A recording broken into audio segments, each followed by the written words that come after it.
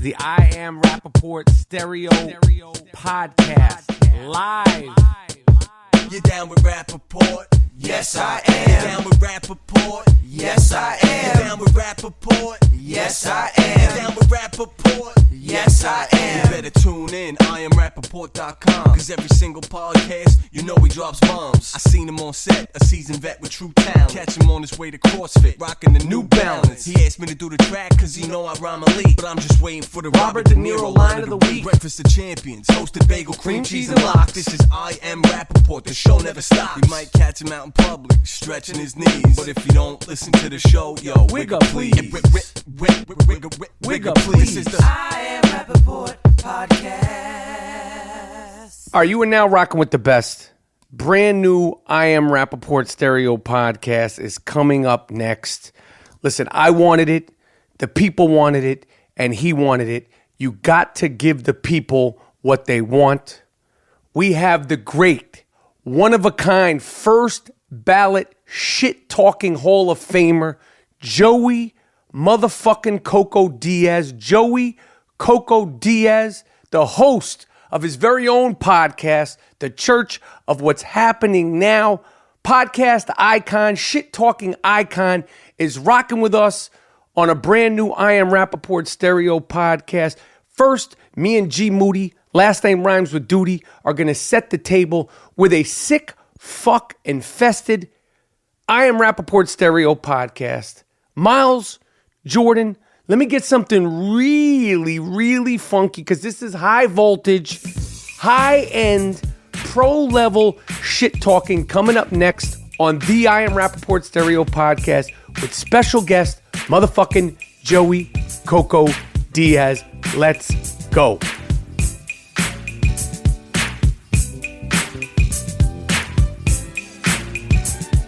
I told you it was going to be special. It's going to be special. See, I Am Rapaport Stereo Podcast, the podcast that bullies the bullies. That's what we do.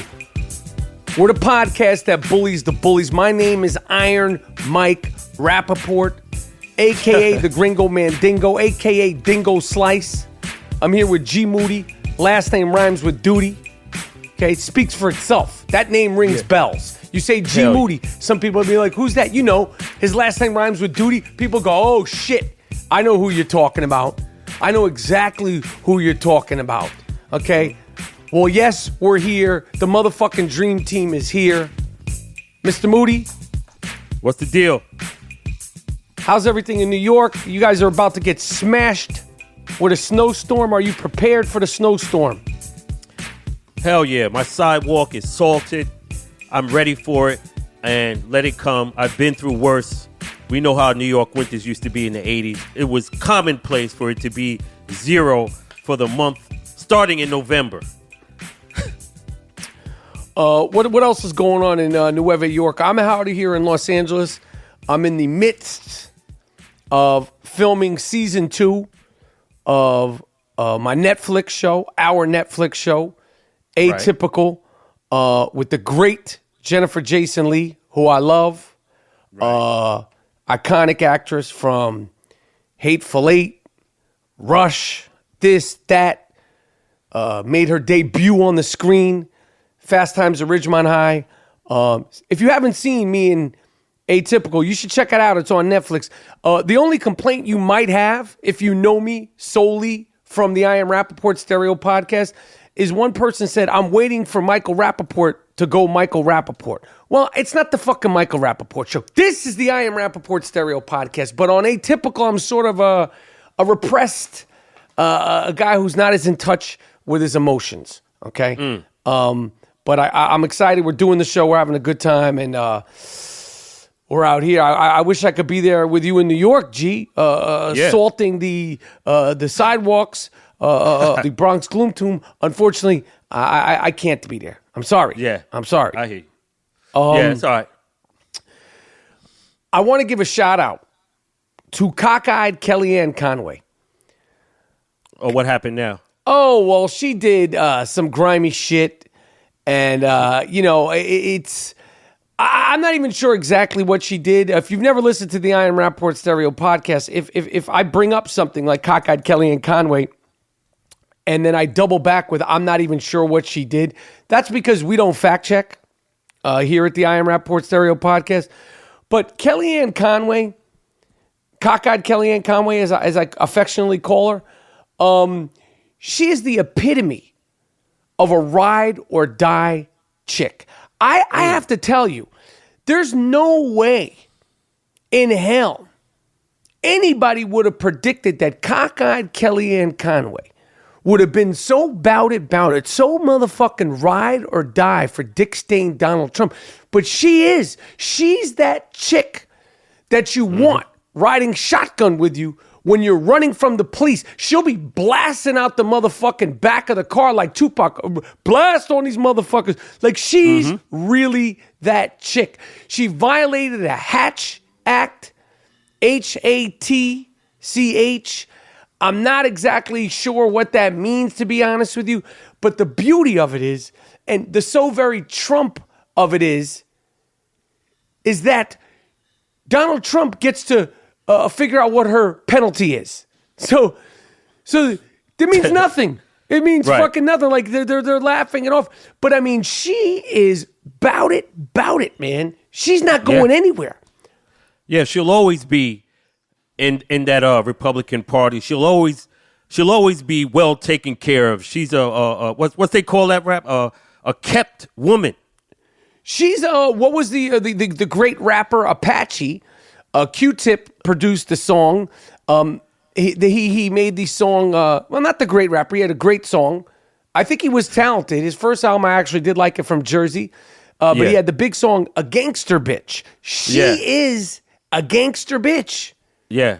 Well, whatever Donald says, she backs it up, and she's got her job, and everybody else is resigning, and she'll always be there. She'll always be there. She'll always have her makeup on, and her lipstick on, and that right eye will be fluttering. And sometimes it's looking forwards, and sometimes it's sort of, tweaking out to the side. But lo and behold, she's in the batter's box. Like, you're throwing fastballs at her head. She's hitting, foul ball after foul ball. It's a 3-2 count. And cockeyed Kellyanne Conway, she just doesn't back the fuck down. And I respect it. I predicted she would quit a long time ago. She got that Marty Feldman looking eye. Oh, yes. The great Marty Feldman. Cockeyed, that's why I call her affectionately cockeyed Kellyanne Conway. It's just not an insult. I say it affectionately. I have a lazy eye. If you catch me when I'm not paying attention, you'll see my left eye, it drifts off. It just will drift the fuck off. And you'll be like I've had people go, "Are you looking at me?" I'm like, "No, that's just I'm not looking at you." Right. But Gary Cohn, the economic advisor, Trump's top economic advisor, he's done. I believe this is the 19th motherfucker. I don't know who will be lucky number 20. And we don't fact check, but I believe Gary Cohn is the 19th person to leave the White House since Dick Stain, Donald Trump, took office. I don't know if that's some sort of record. I don't care. I don't know who will be lucky number 20, but I am sure I'd predict, I don't know, by my birthday, March 20th coming up, folks. My birthday is March 20th. Another person will be down. To quote the great Freddie Mercury of the classic, iconic rock group Queen, what did he say? He said, another one bites the dust. I guarantee you by the time I am 48 years old, there will be 20 motherfuckers that have left the White House. Because something happened with tariffs. And I was thinking to myself, they're going so deep into the lingo and language.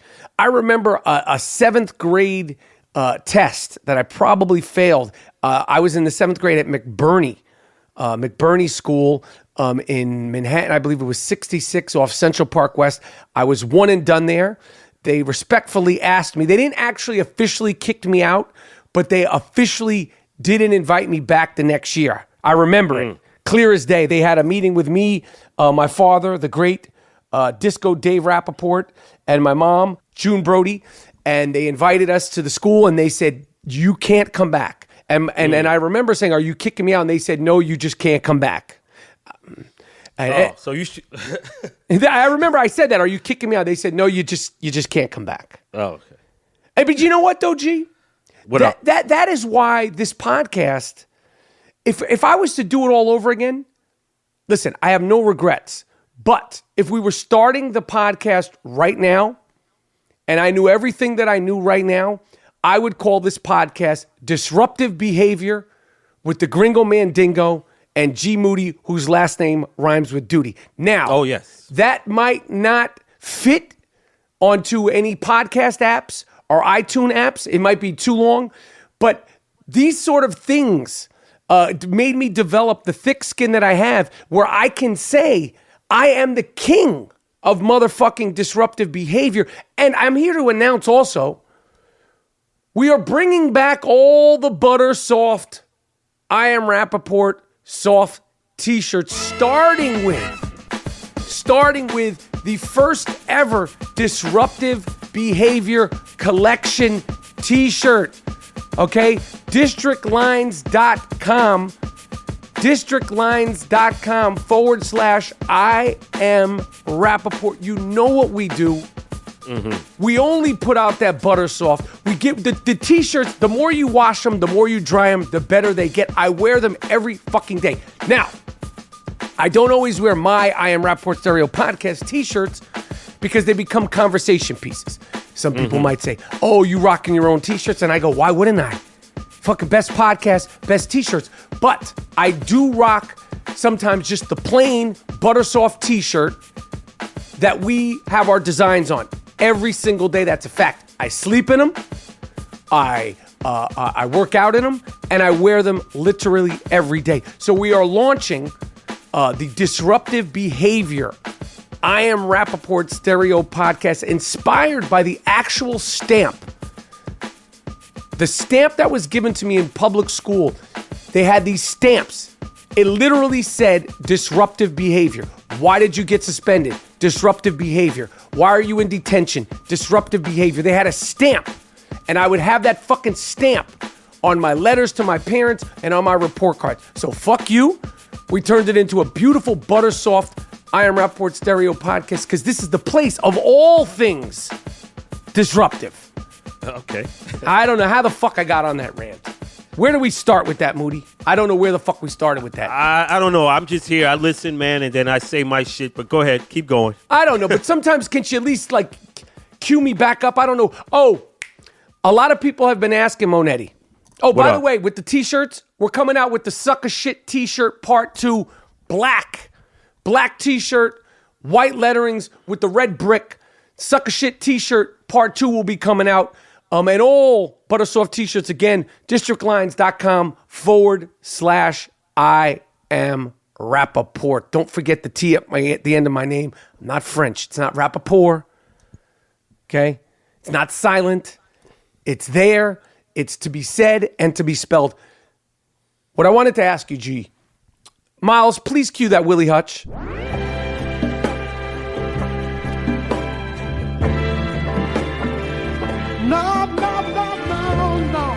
I'm not screaming on anybody, by the way. I'm not doing it. That's that Willie Hutch. You know, when that comes on, most of the time, that's when I get hyped. That's when I get my most hype. That's when I do some of the most iconic shit talking in podcast history, if I could say so myself. But Moody, for the people out there, I've been asked probably 10 times since we did the iconic Barstool Gangbang episode with the 45-minute Willie Hutch rant. 45 minutes. Can you tell the people what song that Willie Hutch loop hookup is from? Because I've been asked over and over and over, and you are the man to answer that. All right, I'm gonna tell these motherfuckers, yo, we don't tell our records, man. Remember, this is a hip hop podcast. Yes. So when you go to the turntables, when I was young, and I would sneak to the turntables in the park, all the records on the turntable were blacked out. You just can't go up to the DJ and say, what record is that? Okay. You have to find the record. Just like I found the record. Respect. So it's a Willie Hutch record, and that's all I'll give you. But I don't divulge the crates. Like Diamond D said, I know a lot of beats, but I say no names. I respect that shit. Listen, Willie Hutch's catalog is not that extensive. Listen to Willie Hutch. His music is easy to find. And you'll hear the song that inspired that loop that you're listening to right now. That sweet Willie Hutch loop, which is like a fucking, when you hear that, it's like a siren. Usually when that shit comes on, when I say, Miles, let me get that Willie Hutch, like people are primed and prepped. Like I feel like I'm sort of disappointing people right now by not flipping on somebody by playing it, but I just wanted to share that with you. But the beat maker, G Monetti, I live by the code. I live by the code of the original guys who created this.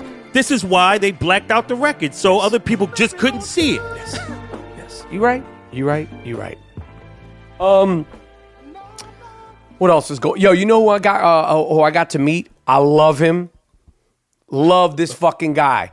Who? And I'm gonna have him on the podcast. A former assistant coach of one of my least favorite teams in NBA history, the Miami Heat, the Miami Heatles. He was with them through their whole run. Former head coach of the Memphis Grizzlies, made one of the great sports rants of the last 10 years, when he felt like his team was getting cheated by the refs or it was biased officiating last year when he said, and I quote, "Don't try to rook us." My man David Fizdale, I fuck with this guy so hard. Yeah. You can see him on ESPN, but I met him and it's like kindred spirits. He's going to come on the I Am Rapaport Stereo podcast. And today, as I said earlier, shit-talking Hall of Famer, the host of his very own podcast. He's been doing it for a long time. Our guy, Joey Coco Diaz, is coming on the show. And Coco Diaz is fucking out there. Word? Oh, he don't fucking play. He comes in, he's talking shit. He's telling stories about sniffing cocaine off the top of refrigerators with Daryl Dawkins.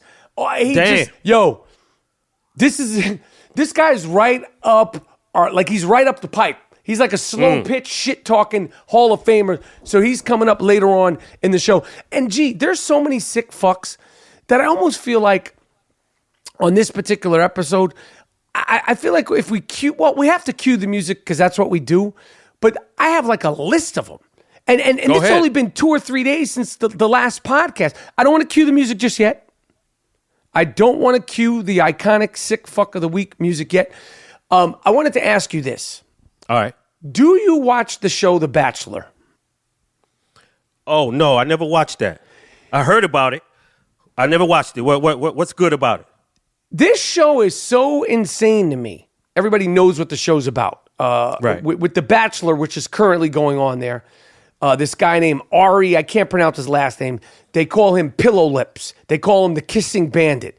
He's some sort of lowbrow NASCAR race car driver. I think it's all bullshit. I don't think he's a real race car driver, but what do I know? I don't fact check. But, on The Bachelor, he comes in the show, and in the beginning, there's like 40 women, and he meets and greets them, and it cuts down to 20 women, and then he starts taking them on dates, then he starts kissing them, making out with them, and then it's like 10 women, and then they're like going on, overnight trips, and then it's like 5 women, and when it gets really intense, they'll go to like Finland or Sweden or Italy or Spain, and he'll be out there with like 5 different women, and each woman will spend the day with him, and at the end of the day, after being wined and dined in one of these beautiful locations, he'll invite them into what they call the fantasy suite. You have an option. They'll be at a hotel. Do you want your own room, or do you want to be in the fantasy suite? And I have to assume, because they're always kissing on each other. They're kissing. I have to assume in the fantasy suite, they're freaking off. I mean, the guy is unfolding the loaf. What? You have to assume it because most of the time, the way they shoot the show after a night in the fantasy suite, they'll show the woman leaving and they'll show her literally. And I'm not like overstating this. They'll literally show her skipping away out of the fantasy suite. Like they'll do a skipping montage. Like she'll be like, "It was so great last night. We got to know each other." And I'm like, I know what that means. You freaked off. And then he'll do that with another girl the next night. And then I think sometimes a third girl. And it's just, I watched this show and I'm like, this is fucking crazy. The Bachelor. The Bachelor, and he's on the show. And these people's moms and their families and all their loved ones and friends and people that, you know, they haven't spoke to in years, they're watching you go into the fantasy suite on television and basically saying, I'm about to freak off with a guy who's gonna freak off the next thing. It should be called like the fuck off instead of the Bachelor, because he's basically test driving each one of the women to see if their fuck style is buck wild. Yeah. Yo, it should be called the Gigolo. I mean, that's like some whole shit. It's like this one. Yo, isn't that like sexism? Isn't that just objectifying the women? I don't know what it is. On television? I listen, man. It's wild to see. And on this season of The Bachelor, he said to this one girl he was going to get engaged, and then 2 days later, he flipped. He said he did, and then the girl's like devastated. And they had the whole thing in real time with 2 cameras the other night. And this girl, Becca, she's like fucking sobbing, like from her guts, from her innards. And I'm like, this is sick. And people, they know it's not fake because let me tell you something.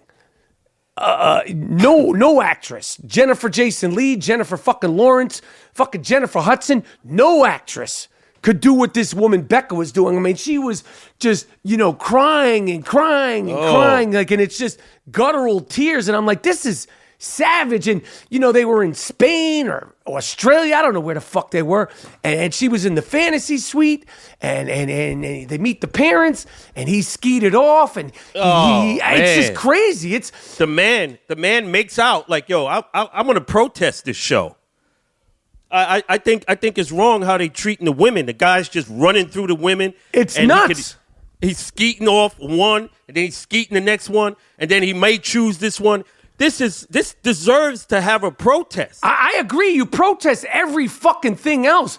I don't see how there's not like a fucking people marching in the streets. I mean, they protest every single thing else.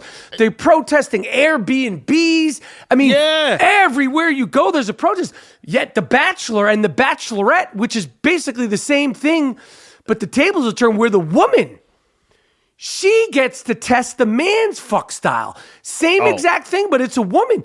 And I'm like, what, is she fucking each guy? Like, I just don't understand how you could go on one of these shows. And, you know, some of them may skeet, some of them may not skeet, but I'm just like, out of all the things that they're protesting, with all the hashtag time's up and hashtag me's too, and I'm not trying to be a player hater, this is wild that this shit is on TV and no one's like up in arms about it.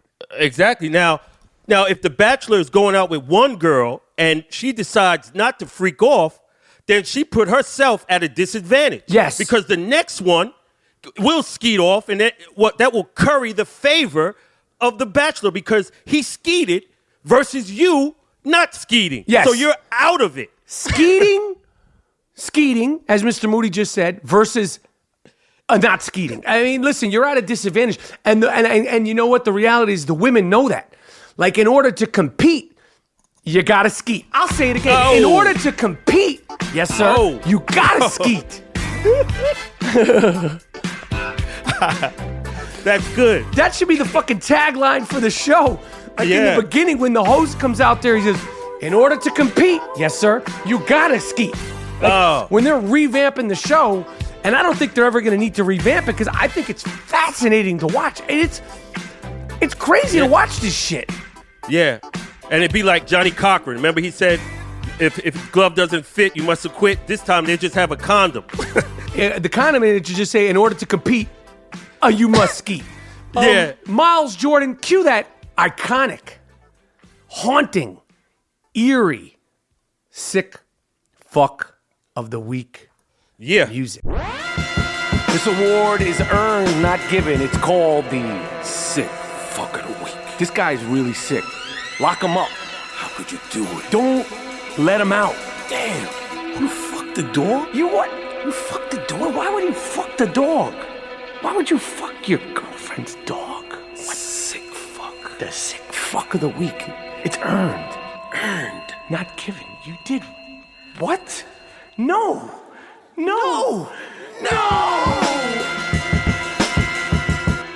Yes. There it is. That's it right there. That's it. That's That's nice. it right there. That's very nice. Oh yeah, that's it right there. That's it. Yeah. Yeah. We've been on the forefront of the friendly skies not being the friendly skies. And I don't think flying across the country, short trip, long trip, has ever been so dangerous. We told you many times when you are flying on a flight, it is not the place to feel like you're going to get business done.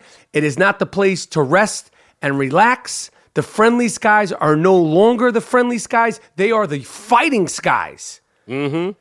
Okay? They are the fighting skies. A SkyWest passenger was subdued, beaten, and restrained. The woman appeared. It was a woman. Yeah. Mid-flight. SkyWest, I don't know where they were going from, but I could tell you something. This is not a cross-country flight. And I hate to point fingers, but it's these shorter flights. And I don't know why, where people really get crunk. She tried to break into the cabin. She was having some sort of mental breakdown. And you know she was out of her fucking tree because she was repeatedly screaming, and I quote, "I am God. I am God." Listen, if you're on a plane and somebody's running up and down the aisles and they're talking that I am God shit, you got to fucking cold cock them. I don't care if it's a 92-year-old woman. I don't care if it's a 15-year-old boy. You're not bringing this fucking plane down. I don't want to hear that shit. And they did. They restrained her ass. Listen, safety first. Okay, you're not going to get any assault charges. If you see somebody running up and down the plane and they're saying, I am God, I am God, you got to fucking get on some Lawrence Taylor, Ray Lewis shit and knock the shit out of them. Word. Yo, you wouldn't be running up and down the aisle. Like with me, yo, my life is precious. And if I have any suspicion that you're going to go in that cockpit, I'm a cold cock your ass. Yes. Yes, sir. This flight was actually from San Francisco to Boise, Idaho. I'm telling you, it's these middle flights. I don't mean to scare anybody. Yo. And she tried to open the cabin door. Nah, I'll kick you in your fucking back on some Bruce Lee, Steven Seagal shit. Right in your fucking back. Straight up and down. Yeah, no problem. And then I'm duct taping you, throw you in the fucking into the bathroom, and you're not interrupting the flight. We're not landing because of you and your foolishness. That's not happening on my watch. Sorry. Can I give you a touche? I have a flight thing too. Oh yeah, please. Staying with the theme of aviation, shortly after taking off on a flight to Malaysia, a man opened his laptop and began watching porn. The porn got him so hyped, he got butt-ass naked in his seat, oblivious to everyone around him. And he started choking his chicken. They have pictures. He was naked in the seat, and they're in the air. And after he got up, he chased the stewardess on the plane, and then one of the passengers yoked him up, and they subdued him. But it's getting rough up there. And I'm ready too. I'm working out. I'm training. I'm ready for this shit, Rap. You're working out solely for your next flight. Yeah, I'm not one of them guys that just sit on a plane. I'll be looking for shit just in case, so I could be a hero and I could be in all the papers and shit. Because if anybody get up, I'm getting on some old school Tyson shit. I'm just walking up. Finally, with the sick fucks of the week in the plane. This is just a sick flight of the week. A United Airlines flight from Charlottesville, Virginia to D.C. got so turbulent. There was so much wind, so much turbulence, the entire flight crew and the captain and the people flying the plane, everybody was throwing up. Oh, man. See, that's what I told you. That turbulence should be scaring my ass, man. Yo, I couldn't deal with that. Have you ever thrown up? Nah, never. But going to California one time, the plane just whipped. And everybody was like, oh. Yo, that is nightmare for me, man. Nightmare. Yo, I was on a small plane once, and it started doing that bump and grind, that R. Kelly, that shake and bake. And I had a Gap bag full of clothes that I had bought from the Gap, and I had checked it in with me. I dumped out all the Gap clothes, threw up right in the bag, like, what's Gucci? Oh, man. Right on the plane. Yo, luckily I had the bag. But I knew I was going to throw up, and it was like planned. I dumped the bag of clothes out, threw up, wrapped the fucking bag up, and kept it funky. I hear you, man. I don't play. I've cried on planes. Like, I got a bad stomach. Everybody knows my comings and goings with the ulcerative colitis. I don't play that shit. Yeah. I know you. You can't be up there with no type of movement with your condition. Nope. I want to give another sick fuck of the week to a 20-year-old Oregon man, Portland, Oregon. This piece of shit, this sick fuck, this animal, who should actually now be on the FBI's list. We talked last week on Dick's Sporting Goods and Walmart. They've raised the age on gun purchases, and they're also no longer selling these assault rifles, which are just, murder machines.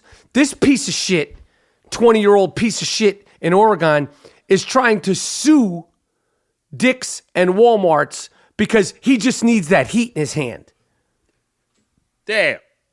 You need the gun that bad? First of all, you're going to lose the lawsuit. Second of all, you're going to be on an FBI list for the rest of your life. Third of all, what the fuck are you doing, man? Like, you think this shit is funny? And it's discrimination. Like what? People think they could just sue anybody over anything.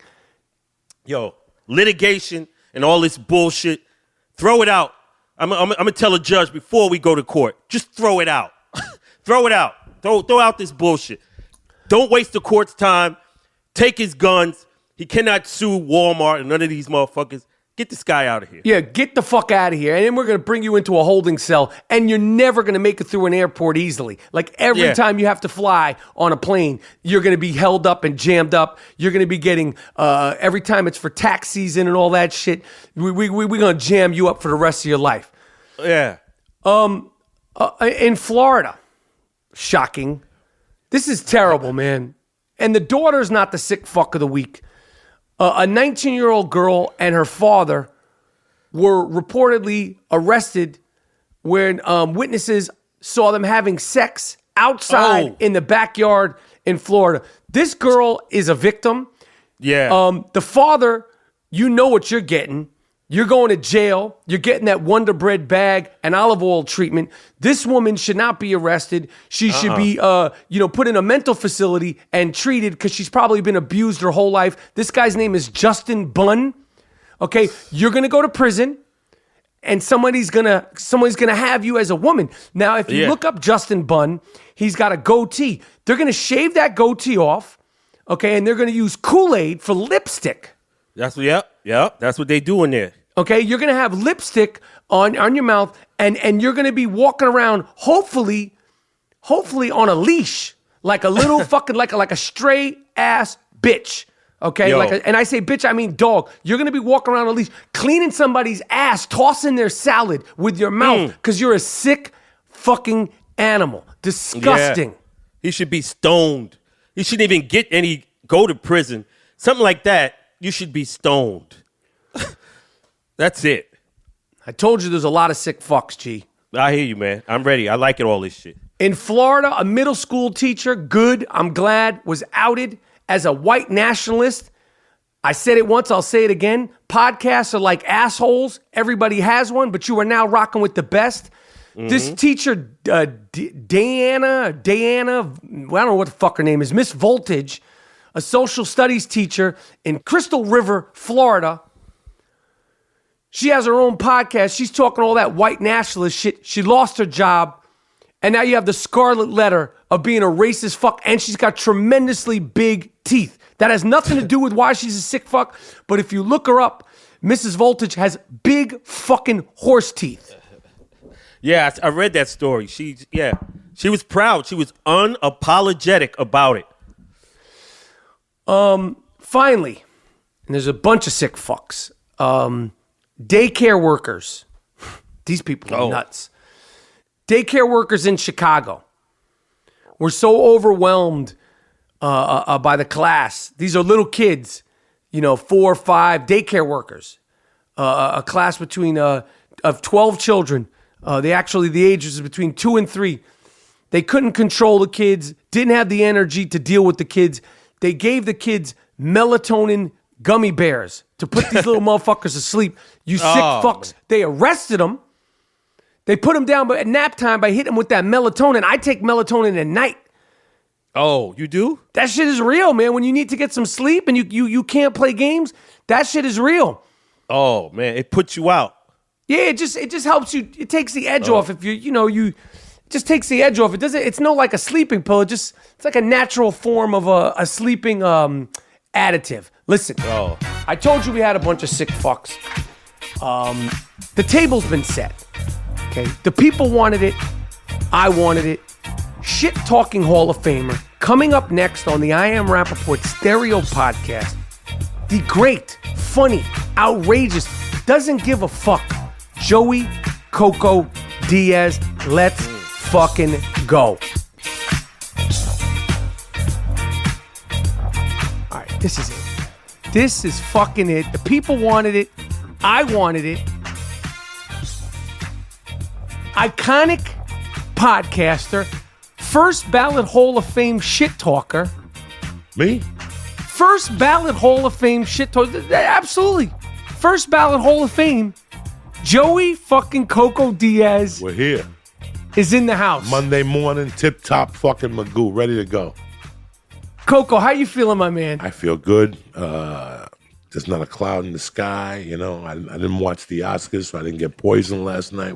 Why I was going to ask you about that. No, I did comedy last night. You didn't watch any of it? Nothing. You consciously didn't want to watch any of it? No. It was so... Being that you're a shit talker and a consummate shit talker, I felt like the Oscars, there was no shit talking. Like everybody's so freaked out, offending, stepping on toes. We're in such a fucking place where, you don't want to wind up the next person who says something that, gets extradited. How are you navigating your shit talking with this obvious reality of anything you say could be used against you in a court of Twitter? That's the reality. Anything you say could be used against you in a court of Twitter, and then they want to cast you off to some fucking island somewhere. I don't know where the island is. All right, plain and simple. I'm 55 years old. I had a fucked up childhood. I went to prison. I turned my life around. I've done this on my terms. If you get offended by something I say, I really don't give a flying fuck anymore at all. Like, you say to me, why didn't you watch the Oscars? I've been here for 20 years. I've heard every story. I've heard every song. And to make it even my case even stronger, I'm from New York City when New York City was New York City. So you got to get up early in the fucking morning and put a snow story over on me. Right. There's a lot of shit. I walk into a club and the comic says something about abortion or punching a baby in the face. Yeah, I don't like it, but it doesn't mean I'm not friends with him. Right. Doesn't mean he offended me in any way. There's a lot of things people are going to say in this life that offend you. Since the time we were 4, I can't. I went to a comedy show last night, and there was an open mic. I pay $5 to get on stage. It's called The Fourth Wall. You went up? Yeah, I go down there. I pay the $5, and I work out shit, or I just talk, just to keep you relevant, to get that muscle going, And 3 of the 5 comics were talking about racism. 3 of the 9 comics were talking about racism. I'm a Cuban. I was not born here. I landed in New York City in 1966, okay? My mother had a bar in Harlem. White kids wouldn't talk to me because I was allergic to maple syrup. I dressed in white with a gold chain. I went to PS 166. But my godmother, my Santeria godmother, lived on 148th and Broadway. Right. That's where the party was at. Right. Dirty Irish kids, some Puerto Ricans, some black kids. Everybody gets along, you know what I'm saying? I was never, when somebody said the word spick, Michael Rapaport, I got to tell you something. It never bothered me. I giggled. I even have a kid that his parents took me in when my mother died. He calls me spick. What are you going to do? You going to stay in? Or are you going to go? It does not bother me at all. It's to the extent that you make it. Do you know what I'm saying? Yeah, we yeah, live yeah. in a, it's to what do you make That, it, really? that's I really get pissed off. I did a sociology paper in college on the movie Do the Right Thing with Spike Lee. It took me, I would not watch that fucking movie till I saw the movie. And it's about a neighborhood, in our neighborhood where we grew up, where the Irish had a block, and they were the potatoes. The fucking Guineas had a block, the Yams had a block, the Puerto Ricans had a block. Everybody had a block, but at the end of the day, it worked. Even though if I said, hey, don't go to the Spick store, go to the Irishman over there, the potato, he's got that type of beer or whatever. But at the end of the day, we made it work. It worked. And nobody's feelings got hurt. And all those kids from that generation are that much stronger today, you know? So where do you think it's going though, look now? Like, because it's such a concern, like it's such a every fucking day. And like a part of it is mine because like I'm on the fucking social media and it says like every fucking day with this one's offended. I get offended. I get offended by the president. I offend other people constantly. Every fucking day. I offend people. And I know exactly what you're saying. Like New York, I don't know how it is now in terms of for the kids. It's like different. that. Especially Not like Manhattan that. is totally Yeah, different. Totally different. Manhattan is totally like an elite They got an place. Olive Garden on Times Square. That just goes to tell you Harlem is still Harlem for the most part. a little bit. The Bronx is the fucking Bronx. Always been and always will be. I mean, the Bronx is still the fucking Bronx. But you know, like even like you saying these words, like people be like, what the fuck? Like that's like a game stopper. Like, whoa, what the fuck did he just say? He said the S word and like people freak out. Like even me as a big shit talker, as a white dude, you can't say that shit. You cannot say that shit in this day and age. You get fucking you get neutered. They'll fucking neuter you. They fucking neutered Jimmy Kimmel at the Oscars. It was like he was, handcuffed. He didn't know what the fuck to say. It was funny because he's funny. I wouldn't fucking take that job if they're going to handcuff me. I'm going to go. You gave me a job to do. I'm going to do it my way. If you're that uptight, you bunch of fucking mutts. You bunch of fucking mutts. Like, what the fuck are you people? What the fuck? They act like they all went to fucking Meisner's house. And then Ice Cube came off of Compton and acts better than all of those motherfuckers. You know what I'm saying? Right. Like, knock it off with your fucking elitist type bullshit. You hire me to do a job, I'm doing a job. And in fact, half of those people sucked Harvey Weinstein's dick and enjoyed it. They really fucking did. They did. I mean, whose mother raises you not to go to a hotel room? What do you think's going to happen in a hotel room? You suck dick. That's what happens in a hotel room. So I'm done. Like, I'm done. The president, Hillary, Trump, do me a favor. Do me a big fucking favor. In 1979, Castro opened up his jails in the city and said, if you guys want to leave, leave. And people left everything they owned, every material possession, including family members, to come back. If you think I'm sick and tired, like I told somebody last night that came home my house, my wife is not allowed to watch Fox and Friends at the house no more. Why? No more. It drives her fucking nuts, right? Drives me nuts. I don't want to hear that shit no more. I don't want to hear this bullshit every fucking day. You turn on World News Tonight. That's my favorite. I used to have fantasies about fucking the blonde on there. What's her name? Diane Sawyer? Yeah. I would eat her asshole like a fucking with a firecracker. That's my girl. Then they replaced her with the dude. He ain't bad. But that's my show. 6:30, everybody knows, don't bother me. The first 10 minutes, it's about 15 minutes, it's about Russia, this, that. Then at the end, you feel good when they show you the story of a fucking blind kid that can play the drums. That's when you feel good at the end. You know what? I can't even watch the news anymore. If you're not happy with Trump, if you're not happy with Hillary, if you're not happy with the political system, which you're never going to be happy with, do me a favor. Get on a raft like the Cubans did. Leave your possessions. After Trump won, all these actors were going to move. We're going to move. We're leaving. Where'd they go? Nobody left. Mm-hmm. We're a bunch of fucking bullshit artists. Right. That's what we've become. A bunch of fucking faggy fucking bullshit artists. Again, I can't say the word faggot. I'm 55. For 30 years, faggot did not mean you were gay. Not at all. At all. It meant, you ever drive down the street and the ambulance is going by? Yeah. And you see a guy plugging his ears? Yeah. That's a faggot. Right. Okay? That's a faggot where I come from. When they cover their ears when the ambulance goes by. Right. You know? I am going to walk the walk and talk the talk. I live my life. I am an R-rated comic. Right. Adam Sandler said the best quote about me, when Joey Diaz walks in a room, it becomes R-rated by his mannerisms, and I'm not going to change now. The worst thing comics do or people do is, I stopped doing blow in 2007. After Oh, yeah? a 37-year fucking stint I was a junkie. I was pretty much, right? I quit as I was doing My Name is Earl with you. Right. That was the last couple days. In fact, if you watch one Holy of the episodes, my tooth was starting to get a black vein in it. And that they didn't do that. That was the coke. I had to go to Beverly Hills and get it The fixed. booger sugar. The booger sugar made it go down. But it made me realize something at the end of that. That part of my cocaine addiction all those years, the shit at the end, the last 8 years, was fueled by Hollywood. What do you mean? And the bullshit, because I forgot that I was a man. This place, sometimes it makes you forget who you are and that you're a man first. Right. Before I'm an actor, before I'm a comic, before I'm a singer or a dancer, I'm a fucking man. Right. And guess what, bitch? You little fucking director with a tattoo on your arm and a hat with your sleeves rolled up. You treat me like a fucking man. Right. I don't want to come on here and you're some prima donna or whatever. Years ago, I got ostracized on a Hardee's commercial. What happened? I ended up working with some well-known, established commercial director. It's a night shoot down in Long Beach.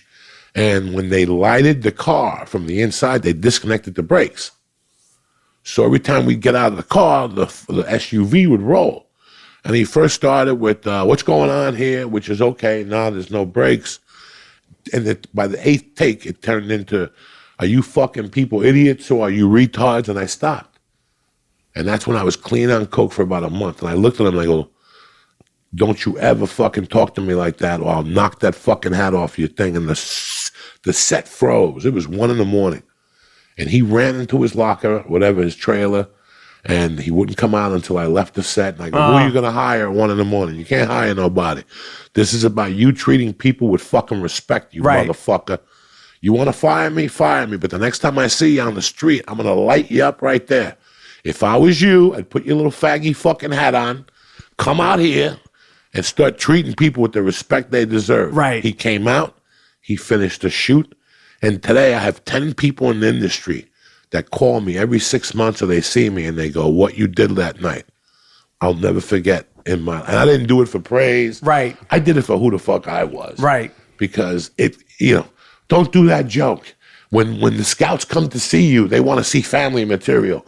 Don't say this. I'll never forget them telling me one time not to put Jersey down on my bio because Jersey was such a dump, nobody knew about it. Then The Sopranos came up and all this shit, and that same stupid manager had to eat her fucking words, We forget who we are. Right. When those girls sucked fucking whatever's dick, they forgot who the fuck they were and what their purpose was. Right. That's what this is all about, not forgetting who the fuck you are. Yeah, they're stars. I'm never going to be a fucking star.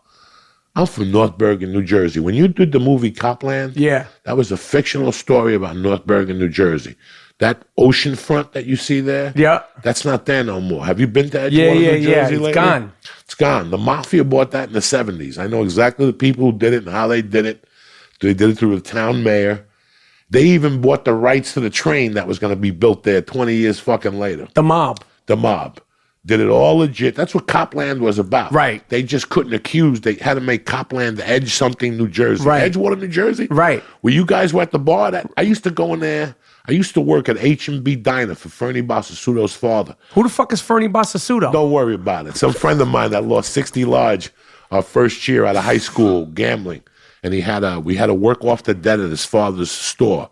He had a little bar, like a dinette there. Right there where you guys were shooting. Right. You guys were shooting next to a bar that was next to a lotto place. Right. So one of my friends got me a job right around the corner working for Entenmann's. That we did signs for Entenmann's cakes. We sprayed the signs. It wasn't a job for me. It was a friend of mine that was a union delegate that said, go there and go to sleep every day.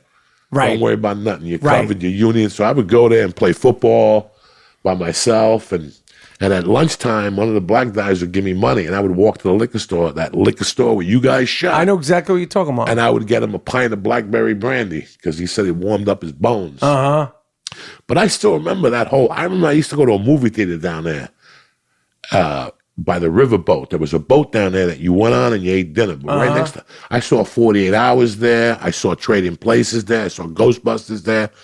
If you went there with a broad to get your dick sucked before the movie or after the movie, while you were sitting there, you could hear the rats eating at the bottom of your fucking car. That's fucking disgusting. That's how many rats there were at that time down there. You would walk to your car, like looking, get in your car, and you'd be talking to somebody. You know, like you had a girl with you, you split a 8-pack of nips. Right. You know, those little 6 Right. out. And by the 8th pack, by the 4th beer, you could hear rats biting the bottom of the fucking car. That's disgusting. Well, what do you think of New York now? Like, it's changed so much, you know, since I was a kid. Manhattan, specifically. Like, what is your take on the city now? Like, you know, like we talk about, oh, there's this and that in Times Square. But when we were kids, Times Square was a place you keep your fucking head on a swivel. Oh, my God. It wasn't like you went there, it was like, great. It was just New York. But you went there, you minded your fucking self. You minded your business. You had, as a kid, you don't know what it's like in the 8th grade to, you know, yes, tickets are going on sale. Like, nobody knows this shit. And you had to go to Ticketron in the city. So you went to the Garden. You didn't have to go to the Garden. You'd go to St. Peter's Prep. But it didn't matter to us. We were playing hooky. We're going into the city. You get off right there on Times Square. You'd walk through that street on the end side towards Broadway, the last 30 yards. Yeah. It would just be murmurs of acid, marijuana, cocaine. Everything. Quaaludes, heroin, bazookas. They had whatever you had. Then you walked onto Broadway and there'd be 2 or 3 3-card Monte games. Now, if you went Real pimps, real prostitutes. Pimps, if you went the other way, there was a gyro place. I grew up with those motherfuckers, the Aramides. So whenever I was in Manhattan, I would always go there and get a gyro on the arm. They'd always hit me up with a gyro. And then we'd go to Madison Square Garden, get tickets. Explain what gyro on the arm means, because Gyro on the arm means a gyro, and I didn't have to pay for it. They gave him a free gyro. I grew up with the guys. You know, I grew up with the Aramides. In fact, when I go home now, I still hook up with Helen Aramides on Thursday nights at my school teacher's bar. We all get on Facebook and we all meet. Is he still making gyros? He's still making gyros. He's still in Times Square, but on the other side. Like, they had to move locations. So you have a young kid now. You can bring your kid to Times Square. It's like Disneyland in Manhattan. It's like it's tourist heaven, local hell. What's better? The pimps, hustlers, the bazookas, coke, and marijuana, or that you could bring your kid to Times Square now? Like, what do you prefer? You know what I'm saying? What do I prefer? I'm going to be honest with you. I remember going to Times Square, coming back from Cuba, and going to see Her Majesty's Secret Service. That's the only James Bond movie. That's in between James Bond. It's with a guy named George Lazenby, Diana Rigg, and Kojak was in that movie. Telly. I don't know how many times we took because I lived on 205 West 88th Street, right off Broadway. And we would take a cab. Me and my dad died when I was 3. So I had a godfather who threw the water on me at church, and he stuck to his word. A godfather, when your parents die, they fill in. So during the week, he sold drugs, whatever the fuck he did. But on Saturdays, he'd pick me up and take me to Times Square as a fucking adventure. And he would tell me to walk straight, hold his hands, don't talk to nobody. And we'd go eat, we'd go see a movie, and then he'd smoke pot in front of me. And he'd tell me not to tell my mother, and he'd giggle. But I don't know how many times I went to see the Harlem Globetrotters. I don't know how many times I would just call Rapaport on a Tuesday and go, what are you doing? I'm doing homework. Fuck you and your homework. The Sixers are in town. We're going to the fucking Madison Square Garden. You got tickets? We don't need tickets. We're going to stub our way in. You understand me? I stubbed my way into the Garden to see the Sixers against the Knicks. December of fucking 78. Stubbed our way in. Was Doc even on the Sixers? Doc was on the Sixers. That's why we went. I was in the 8th grade. Doc it was his first year or his second year. Remember the first year he came into the league, he fucking won the MVP of the All-Star game just to let these motherfuckers know what time it is. But I still remember how much of a student I was of New York. I knew New York City from the meatpacking district because I would go there with my mother to buy steaks. I mean, the meatpacking district now is something completely different. Don't you kick yourself in the head going, I should have fucking bought something over there? It was a shithole. It was a degenerate piss pot. When you went down there, you never even thought of that they were going to do anything. You couldn't imagine it. It was a shit fucking box. Lower East Side was a fucking shithole. A shithole. And no disrespect, that's just part of what it is. Alphabet City. It was a fucking piss pot. I used to drive my friends. You would over to never get imagine, heroin. I need to buy a building here, but if I knew what I knew now. Oh my God. Remember the Delancey Street? Yeah, with the fucking bubble gooses and the Sherla. And you had the Hasidic Jews. Oh, yeah. So you had to go in there early. They sold Converse sneakers. Converse created a new sneaker for them called Limousines for the Feet. They were $21. That was like fucking too much in those days because Converse were $11.99. Coach Converse were $9.99. God forbid you got Coach Converse. The kids made fun of you. Only Puerto Ricans and a couple poor white kids got Coach Cons. They were missing the bottom star. When he came along, we would have to go to Delancey Street, and there was a Hasidic Jew street at the time. And the Hasids, like the Chinese, have a thing that if you're the first customer of the day, they have to do business with you. If not, the rest of the day is shit. What's like a tradition or like a tradition? It's their own little tradition. So I'd make sure I'd be at Delancey Street at 6 a.m. and I'd fucking hammer those Hasidic Jews. Even if I get it down to $18.95, I'd be happy. I even won 2 tickets. When Julius Erving first came and he first devised that sneaker, Converse would give you tickets to go to Julius Erving's training camp. He had one at Fordham and one at CCNY, and it was all sponsored by Converse. That's cool. They gave you a T-shirt, and Dr. J shook your hand. And Did you meet Doc? fuck yeah. You know, he's got a podcast. Yeah, I heard. I'd do anything to get on that podcast with you I heard. and talk. I mean, I still remember going home to watch the fucking Nets with Billy Pultz and fucking Super John Williamson and, Jesus, Larry Keenan was on the team for a while.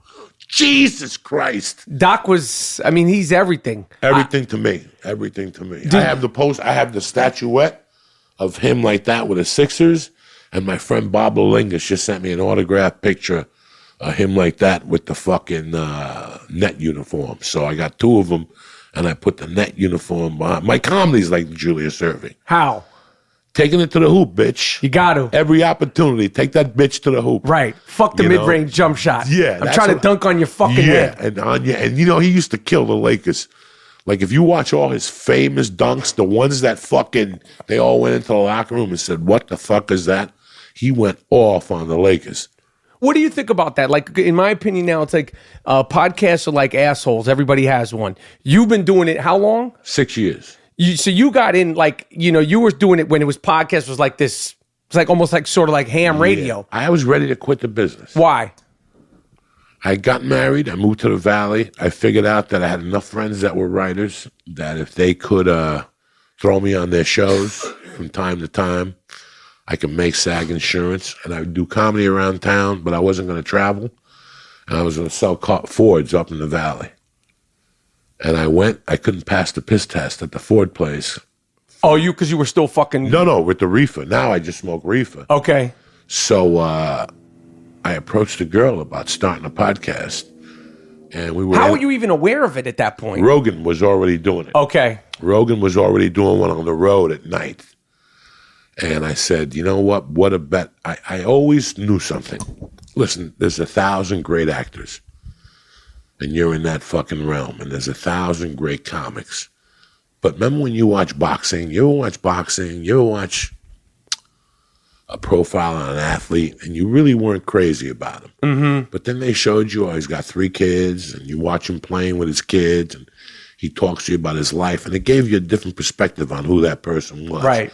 I was that guy. I got you. I was a mediocre, funny guy, like a New York City funny fucking guy that was kind of lost. But I have something that nobody else got. I had a childhood that rocked. I could, my mother died, but God gave me the gift of friendship, which people will live their whole fucking life and not have real friends. I'm not talking about you turn 40 and they have a party for you at the Beverly Hilton and you were amazing in your last film. No. I'm talking about, the friend isn't the guy that bails you out. It's the guy that's sitting next to you in the cell going, hey, I got you here. Mm-hmm. We don't have that no more. Mm-hmm. I might have a successful career kind of sort of, whatever I'm doing with comedy, but I'm lonely as fuck. Are you? Lonely as fuck. Even married and with a kid? I still yearn for the kids I grew up with. I talk to them every day. I talk to them every fucking day. But that thing we had, you can't pay for that. It's not about money. It's not about you booking this movie and I'm trying to get in there with you. This is about, dog, I'm stuck in a hotel. The Hindus want $40. The chick is passed out. I've been eating her ass all night with Coke. And, whatever the fuck it is. Right. You know? So they were there for me. Right. I can never, when I got Grudge Match, I took my 7th grade teacher to the premiere. Who takes their 7th grade teacher to the premiere of Grudge Match? And we hated each other. When you were the student? In the 7th grade, I threw his keys away. He goofed on me about something. I took his keys and I threw them in the garbage. And he found out it was me on the last day of school, and he came to my house cursing and shit. But the first day of school, he didn't hold it against me. And then I found out a couple weeks in that he was in the fucking Hall of Fame for basketball. Oh, really? His name is John Barone, and he had the most free throws in college. Still, the record still holds today, 73 free throws in a row in college. So I fell in love with him. I got you. I listened to him. I still talk to my other sophomore teacher because my mom was gone at the time. And these guys filled in. I got you. I had a guy that filled in. His name was Carmine the Torch Balzano. He was a cop that would set houses on fire for people part-time. So he's the one who took me in. That's why whenever you saw Carmine, you'd always go, Carmine, you got a match? And he'd go fuck yourself, you little cocksucker. Because he lit a couple of his own places on fire. Yeah, he had a match. He knew exactly how to light a match, Jewish lightning. Analyze this and Grudge Match De Niro. I'm sure, I know De Niro means a lot to you. He means a lot to all of us. Everybody, yeah. But in New Yorkers, it's like a different, like if you're an actor, yeah. What was your experience with Bob? The first time, I didn't talk to him. I saw him, but I didn't have the heart to say anything to him. Because I know he suffers from the same thing I suffer from, social fucking anxiety. I mean, fucking extreme with him. You could tell when you talk to him. You could feel it. The shyness. You could feel it. He's very shy. He doesn't want to be there. He's been put in a bad position. Now he's been turned into a legend. Next time you're having a bad day, think about being De Niro in a restaurant eating dinner. How many assholes come up to you and say, hey, you looking at me? Hey, you looking at me? Hey, you looking at me? 'Cause just so many looking at me's before you fucking snap, But the second time in Grudge Match, all my scenes were pretty much with him. And when he first came up, we spoke a little bit. This is what happened. This is the truth, and I know it happened to you. Are you ready for this? I got to New Orleans, and I said, take me to the set. I went to the hotel, I smoked a number, and I went right to the set. And it was the scene when him and LL Cool J. Now, this is LL Cool J. He's been acting for years. He's not fucking Juilliard's nephew, but he'd get the job done. He's a rapper. He's from Queens. When I saw him, De Niro from a distance, he was De Niro. He shook his hand. They were giggling about something. Once they said action, the first 3 takes were persona non grata, all on LL Cool J. He messed up his lines. And then came Mike, and I couldn't figure out why until I looked De Niro in the face when he was this close. And he goes, how you doing, Bobby? And I go, Joey, nice to meet you. He goes, this scene's easy. And we giggled about something. And I looked at him, and then you could see Goodfellas, you see Midnight Run, you see all these movies, and that's where your fucking body goes into the state of fucking, whoa. And you got to just step it up. Whoa. And you got to just, you got to just fucking, it's like you're in front of him, but he don't want to, he's not there for you to like kiss his ass. No. You got to step it the fuck You up. got to step it up. So our first scene was very light. We knocked it out, 3 takes. Boom, we turned it around, 2 takes, bam. He shook my hand. The next day was when he had a jump rope in front of me, and I had to tell him his tits were going up and down and shit. And that was interesting because we giggled. I didn't say nothing out of line. I didn't say I loved you in Goodfellas. I didn't ask him to take a picture. Right. Nothing. I was just happy to be there with him. Then the third day it was me, him, and the kid that's really hot right now, the white kid. Oh, yeah. And he was great. Yeah. And that day we really laughed. I know you're talking about he had to call me a fat fuck. Bob did? Yeah. And every time he said fat fuck, he came over and he apologized. And I go, are you fucking crazy? Knock it off with the apologies. And he's like, no. Every time he called me a fat fuck in the scene, When I walked back in, he came in and apologized. And you're like, I'm honored to be called a fat fuck. Are you fucking kidding me? Call me more. Call me more. Anything. Dirty cunt. Whatever you want to call me. I don't give a fuck. But I learned a lot from him that day. He shook my hand. What I learned from him, I work out every day because of Robert De Niro now. Why? Because when he did The Raging Bull, he met that young trainer. That trainer is still his trainer. He still travels with him. So 1 hour a day, Monday through Friday, no matter where De Niro is, he does an hour of calisthenics. Push-ups, jumping jack stretches, squats. He pulls himself up on a pole 3 or 4 times. That's why he's who he is. Right. So that's what I took from him, to take good care of yourself. Well, what's your workout? What's your health thing? Because you were saying earlier, what do you want, a shit pill? What did you say? No. I started at 418. After I did the longest yard, you were 418? 418. And then I dropped like 18 on How my tall own. are you? 5'10". You were 418 pounds? Oh, my God, it was terrible. Between the blow, the sleep apnea, the eating fucking 4 breakfasts. I love Chinese food. I'm a true New Yorker. I could put down, on my phone, I got pictures of the best egg rolls in the country, and they're all on the East Coast, 2 of them. I got up to 418, bro. Rapaport, when I got here, I was always a health nut. But when I got here, my love for stand-up was so powerful that I put it front burner. I lived in a car. I took showers at the Comedy Store. You know, whatever I could eat, I would eat. If it was a soda and a Wendy's burger, that's what it was. You didn't give a fuck. You were just eating. If Rapaport told me we're going for a steak, I ate a steak. And I ate the mashed potatoes, and I ate Rapaport's meal. And then I did the longest shot. When I got the longest shot, I was 376. Now I got a guy bringing me double pastrami sandwiches every day. And I'm drinking sodas like it's going out of style. I'm snorting blow, and I'm not exercising. I lived across the street from the Y for years. And I would look at it as like, I'm not going in there. And then I started boxing over at Justin Fortune's with Michael Foley. And I went down to like 390. I stopped drinking sodas. Then I went to Weight Watchers. I got down to 270. You'd be a good Weight Watchers guy. Oprah needs to have you do it, Weight Watchers. Yeah, no. So now I'm back in Weight Watchers. So I went back December 9th. I weighed 309. I'm down to 280 now, 282. Are you working out? Yeah, I go to Muay Thai twice a week.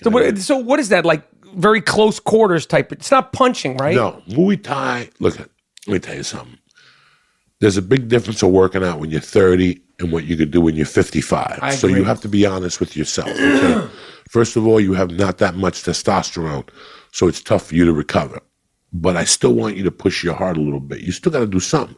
You know, Archie, what's his name? Archie, who we grew up on, our idol.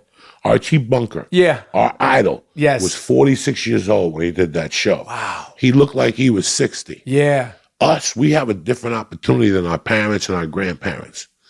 When you're 50, you have to do some type of strength weight, 15 pounds. 15 pounds. Right. You don't got to go to the gym and fucking put wraps on your knees. Right. Because I'm trying to compete with him in my mind. This little fuck? Yeah. If he talking could about Dean, by the way. By Dean. If I like when shooter. I'm at the gym, I'm watching at Dean. Guys like me and you watch Dean. Not this fuck. Other guys. Not this fucking guy. Even if Dean is. No one's watching you. Yeah. I don't think he's watching you. Even if Dean is doing like Dean is over there jiu-jitsuing motherfuckers and getting arm bars. So how many times a week are you doing, what is it, Muay Thai and conditioning.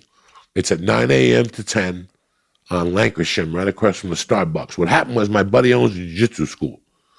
So I was at coffee. I dropped the baby off about 8:45. How old's your baby? 5. You're crazy, man. Crazy. You're fucking nuts, man. Crazy. I wouldn't go back to, I got 2 kids, 16 and 18. One of them's driving. The other one's learning to drive.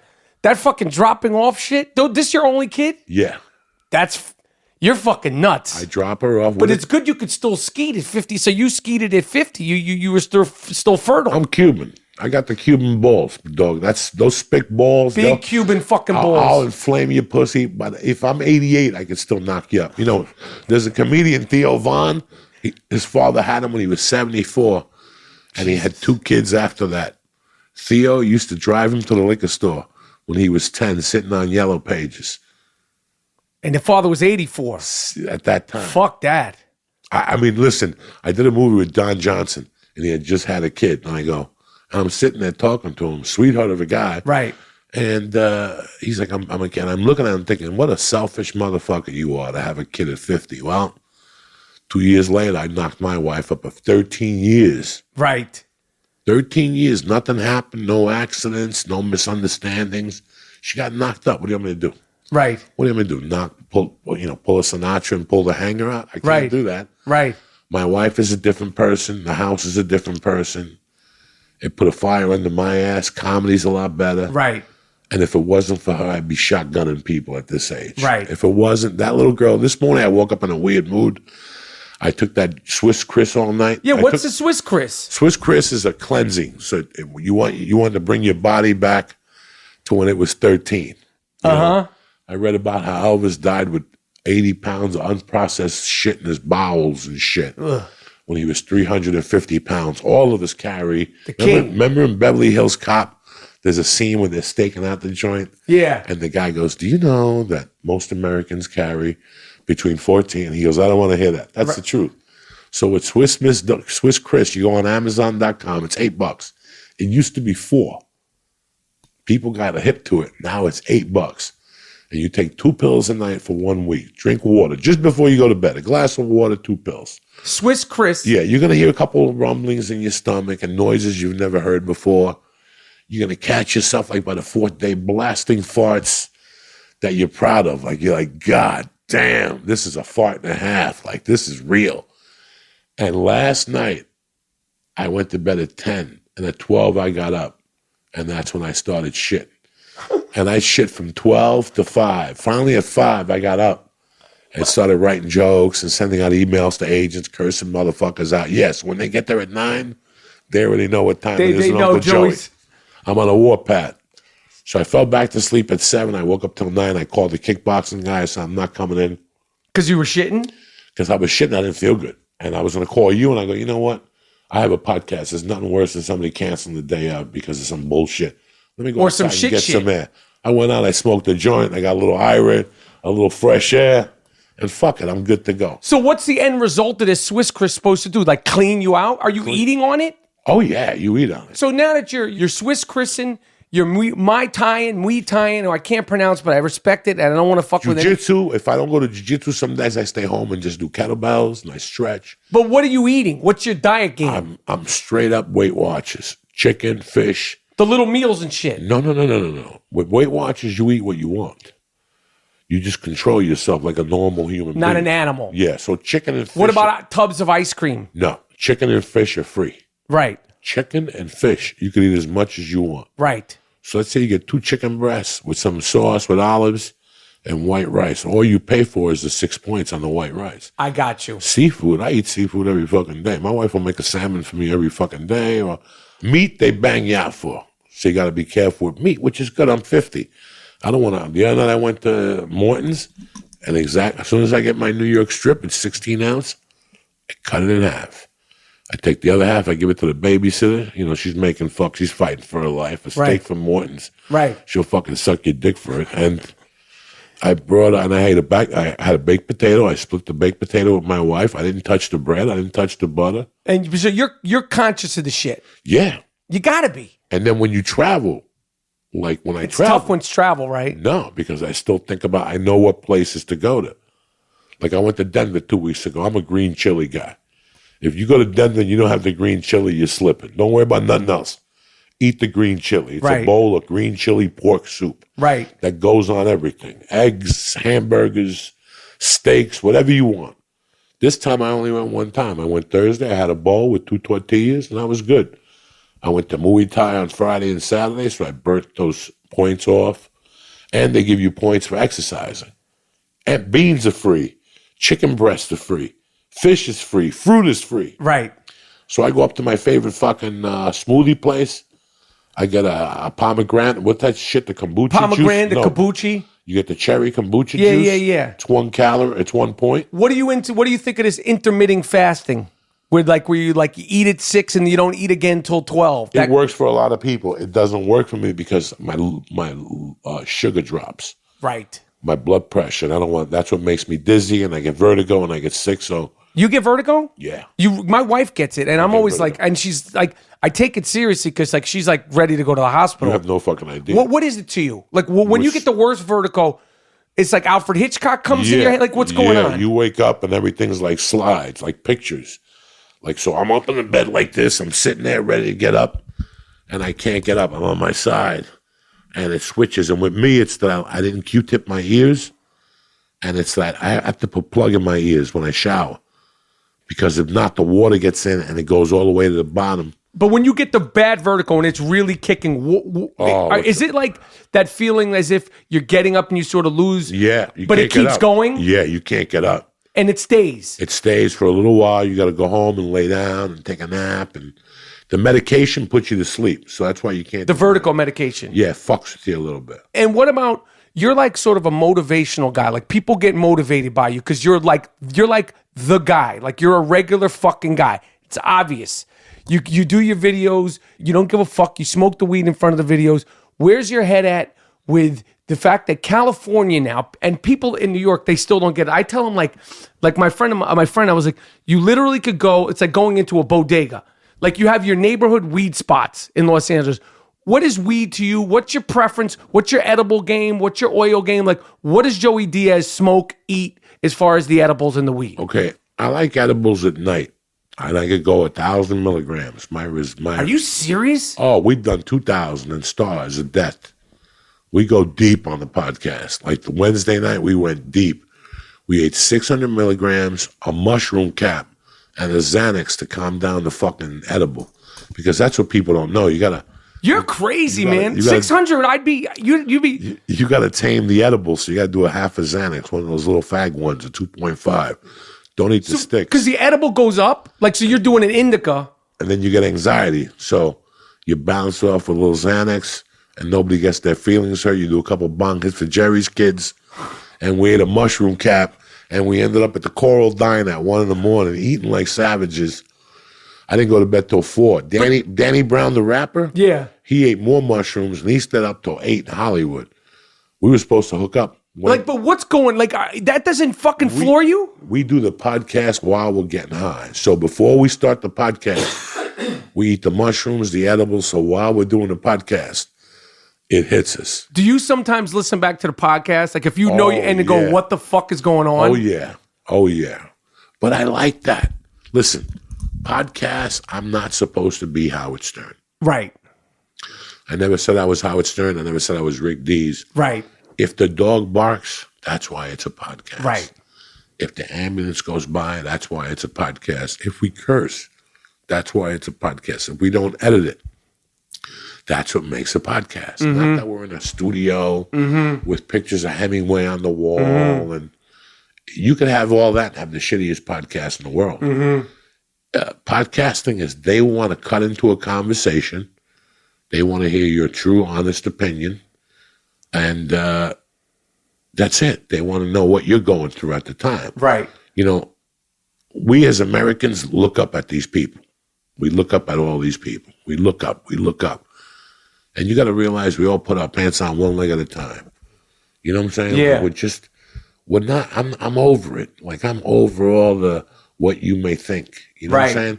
I remember sleeping in a rocket ship in 1985. What? You know those parks that have a rocket ship for kids to play in? I'd bundle up and sleep in one of those. So who the fuck are you to tell me what I cannot say, cannot do, cannot eat? You know, I paid my debt to society. I did my 4 years for kidnapping. You were locked up for 4 fucking years? Fucking 4 years, 4 to 6 year sentence, aggravated robbery, assault, kidnapping. I had a heavy duty thing in Boulder, and I ended up doing I had a good attorney, and he negotiated down to a nonviolent because they couldn't find my fingerprints on the machine gun. So I fucking got a nonviolent, but it let me know what I didn't want to do. Like I still wanted to be a savage, but I don't want to be a savage in jail. That's not life. Do you think about being in jail? Like now that it's every day, every night when I go to bed and I put the covers over me, I imagine that I'm homeless, sleeping on the streets of North Hollywood, and 2, that I'm in my prison, just to remind me how fucking lucky I am. And was it as bad as everybody imagines and all the things you hear? No. It wasn't? No. Why? It was like a fucking summer camp. Was it this prison that you were at? It wasn't a violent prison? It was the first 2 months I spent in Diagnostic and in Canyon City. Yeah, you're around some fucking heavy-duty people, but I keep my mouth shut. I'm in New York. I don't know nothing. I don't know nobody. I don't want to know nothing. I don't know what you're talking about. Right. I didn't hear nothing. I didn't see nothing. Right. What a shame. What are you, retarded? Kind of. Yeah. I don't see nothing. I don't know nothing. I don't want to know nothing.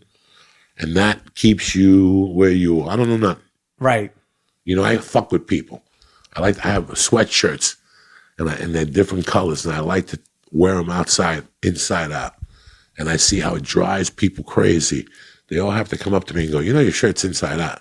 You know your shirt's inside out. I do it to torture people because you don't know nothing. What do you give a fuck if his shirt's inside out? Mind your fucking business. Right. What are you, a fucking cop? Yeah, what are you writing a fucking cop? book?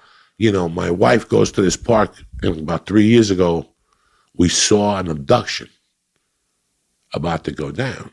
Did you really? We saw an abduction about to go down about 3 years ago. The cops had to ask us questions, and how they do it is they give a kid a fucking like a Alka-Seltzer, and the kid goes down, and all the white parents run to him, and they forget about their own kids. So the Mexican was grabbing a kid, and the kid bit his hand, and he got off.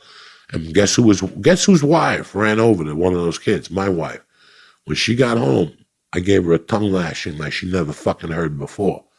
Because my wife was from Tennessee. She's those people that are too nice, they bother me a little bit. When people are too nice, they bother me a little bit. I got you. There's got to be a by the way here. I got you. Show me the by the way, and I'll like you even more. I got you. So I had to tell my wife, hey, from now when a kid drops, you turn around, you watch your kid. And then you pay attention to that kid. But our kid could have got abducted. Did they catch the motherfucker? Yeah, they caught him like on the 101. Holy shit. 2 hours later with a van. And Jesus another fucking kid. Christ. Gotta be careful. So that's why I say don't fall for nothing. When I was a kid, I remember doing THC crystal. You know what that is? Yeah. That's fucking gorilla dust. That's angel dust. We were like 13 or 14, and we go into the city on Sundays.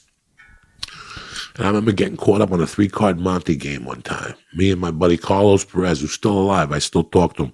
His son's graduating from the University of Miami, and he's going to come up here to spend a month with me and do his, he has a film. Oh, okay. That's how close I am with my friends. Right. They send their kids to me. So me and Carlos, Dominic Special, a bunch of us would fucking get $10 bags of that shit and split them 2 ways. The gorilla dust? The gorilla dust. And we go into the city. I'll never forget. We had to be made. I mean, Dominic died when he was 15. Dominic Special, God bless his soul, died when he was 15. He drowned on that shit. He did that shit and jumped into Lake Apacon. And his legs went out from under him from the shock, and he drowned. Jesus. God bless his soul. But I still remember him being alive. His brother was one of those kids that had a lot of acne. Right. And one day he had a yellow head right on his lip. I'll never forget. And he went to bite into it, and the thing busted on the fucking hamburger. It was like mustard. That's fucking disgusting. But tremendous when you're fucking 15. Ugh. You know what I'm saying? So they were playing 3-card Monte. I'll never forget that. I took a $10 card out, and I lost. And Dominic looked at me, and he goes, "What the fuck is wrong with you? Don't you know these fucking yams are running a scam on us and shit? Look at this shit." And all of a sudden, while he's talking to me, I actually see Dominic look at the cards right in front of me. And he's looking at them. And all of a sudden, I see him go in his pocket, gets a 20, and boom, you're gone. And in those days, they would get travelers. And once they get travelers checks, once they hit a minimum of 2,000, the black guy in the corner would go, "Police!" And they flip the game open. And you'd sit there going, "Hey, come back. I want to play more. Fuck you." Right. They're going to the next bus. They were magicians with They it. were magicians. Magicians. It was incredible. But it was just amazing to see somebody who just gave you advice go through the same thing he saw, what I saw. You know, I don't even know how we got to this topic. My man, Nick Turturro, he's been on your podcast. He's been on my podcast. One of the funniest. Naturally funniest dudes in the world. And the more distressed and frustrated he is, the better he is. The more funny.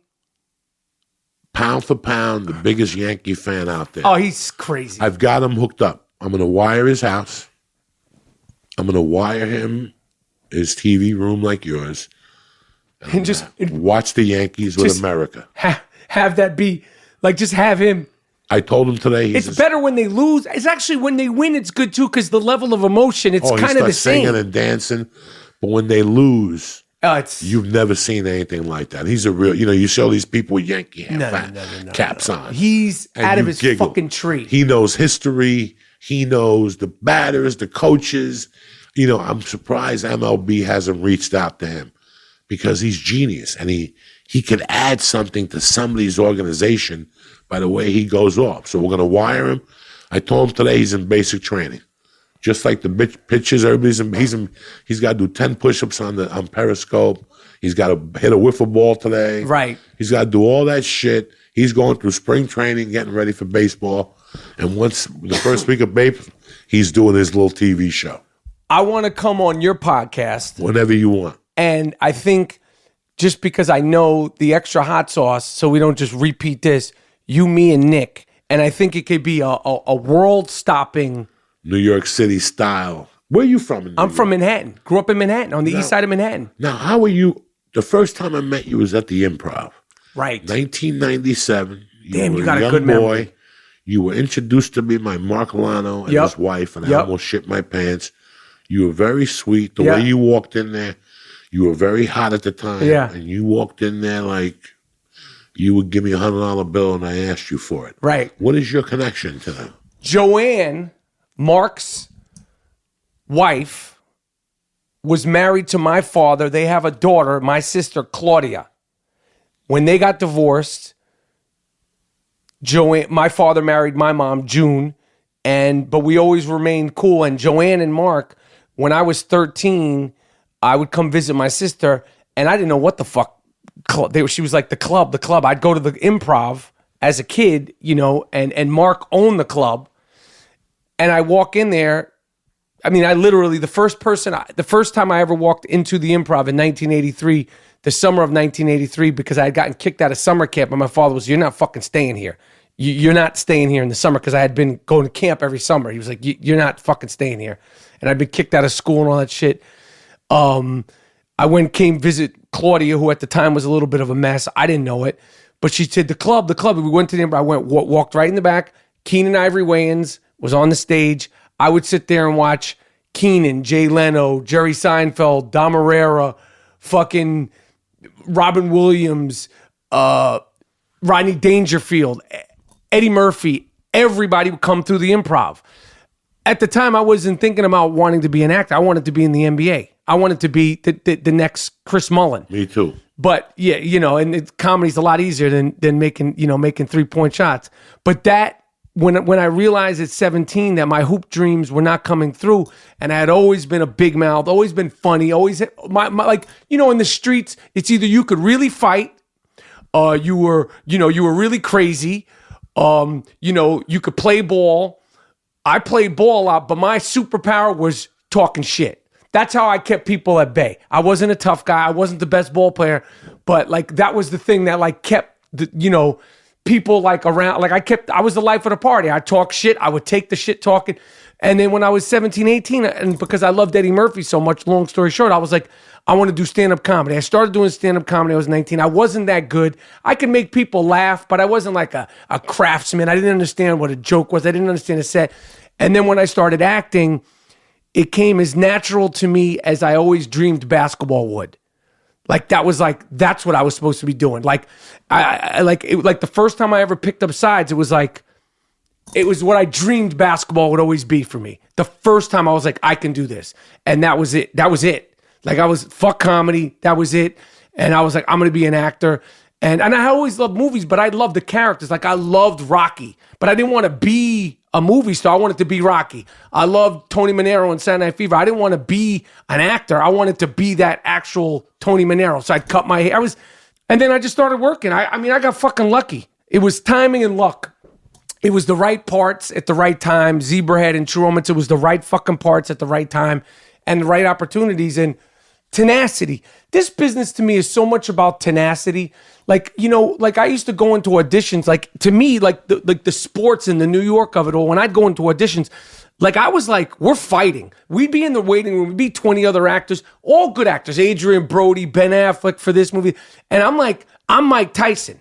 Fuck you. Like, I'm going to bust your fucking ass. This is what I'm in my head. I have to be the best to go in there to get this fucking part.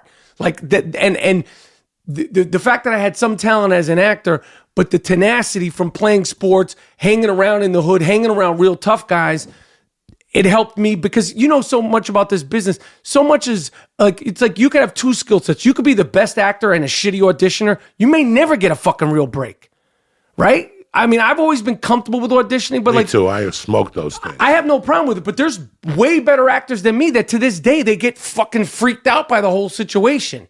You know, and they might not get the job because you go in there, especially when you have no cachet. Like now I go into audition if I have to and I'm comfortable enough to be like, hold on, let me stop. Let me start again. I know that at the end of the day, the casting director's job is to find me, to find Joey, to find Dean, to find any Joe Schmo, because that makes their life easy.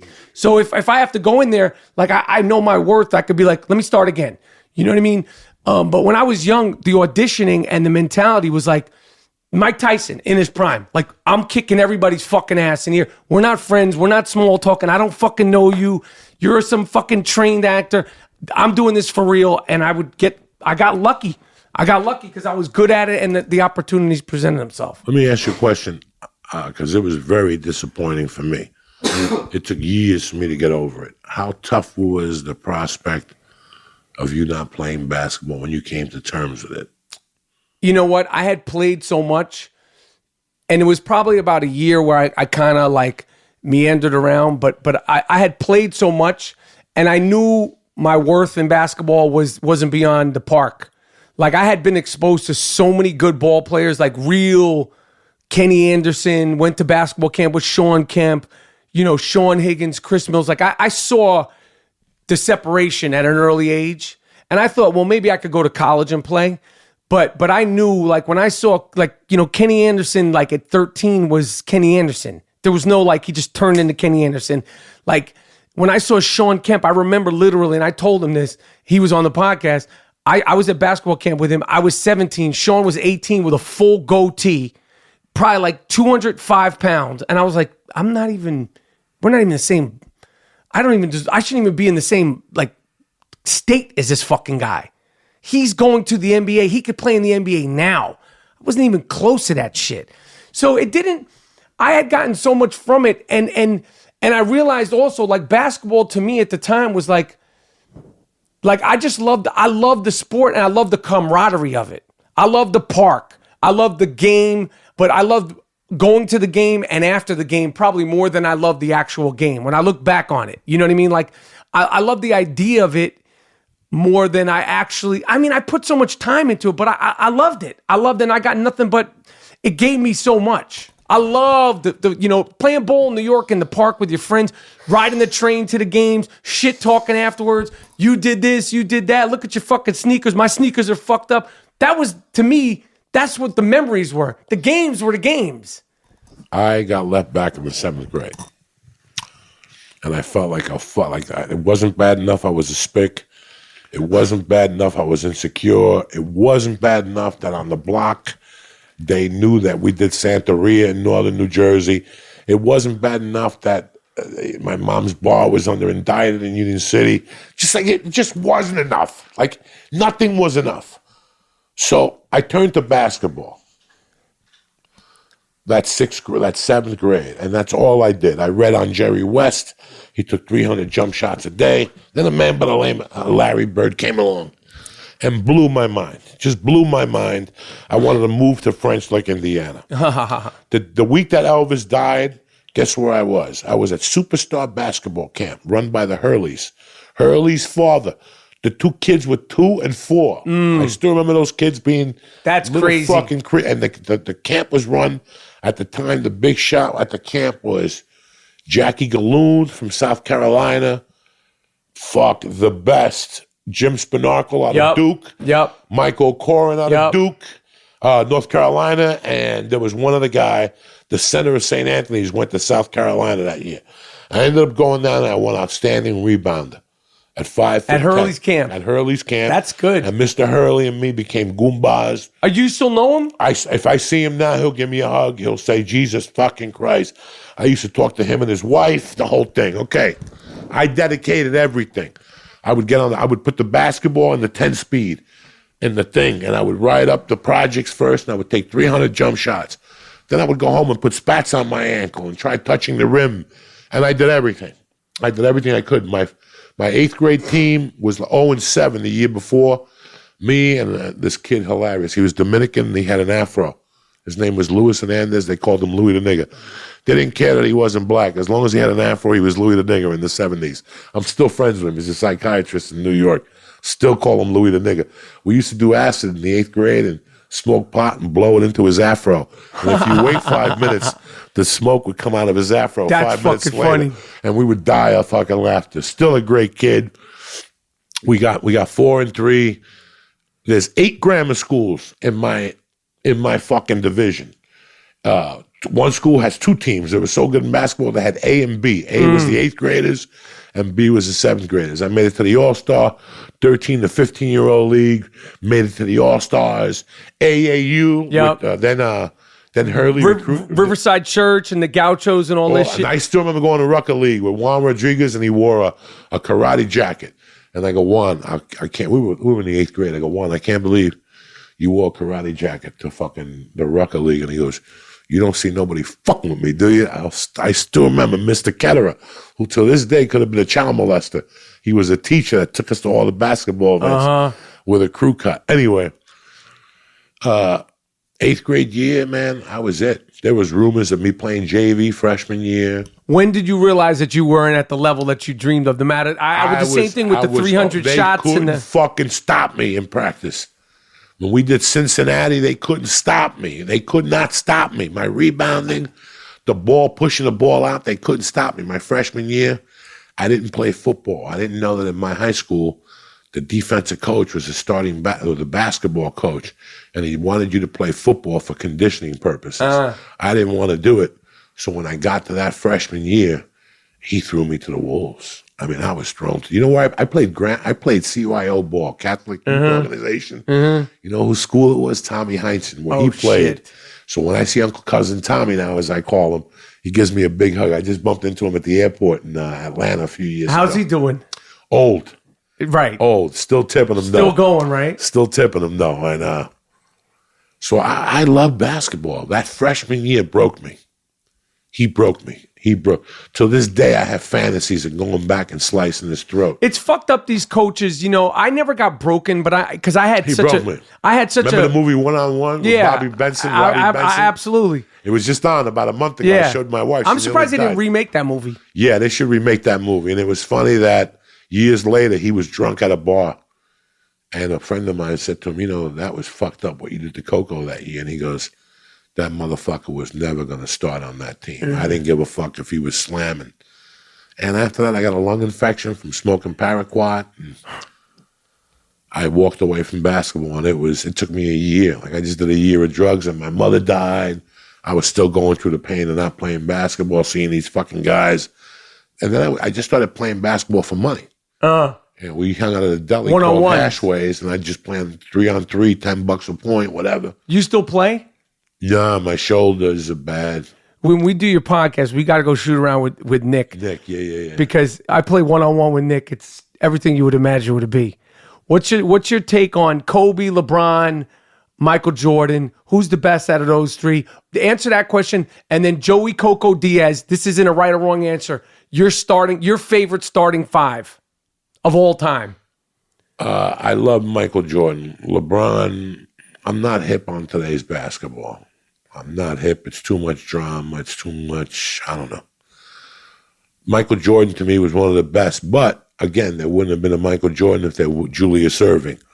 My top 5 starting team. Give me Joey Coco Diaz, official top 5 starting team. Strong forward, a man by the name of Bernard King. Yep. That would not take anything from anybody. Strong guard, Michael Ray Richardson. The Sugar Man. Point guard, I'd have to go with Walt Frazier. Or fucking. We're going to hold Knicks. Yeah, I just have all Knicks. The other forward would have to be Julius Erving. The good doctor. And the center, with all respect, the starting center of my team would be Moses Malone. And his backup would be Willis Reed at 6'9". And his backup would be Dave Cowens, another white fucking savage that didn't give a fuck. When they wouldn't pay him his money, he became a cab driver in fucking Boston. So that's my. I like your favorite. Moses Malone pick.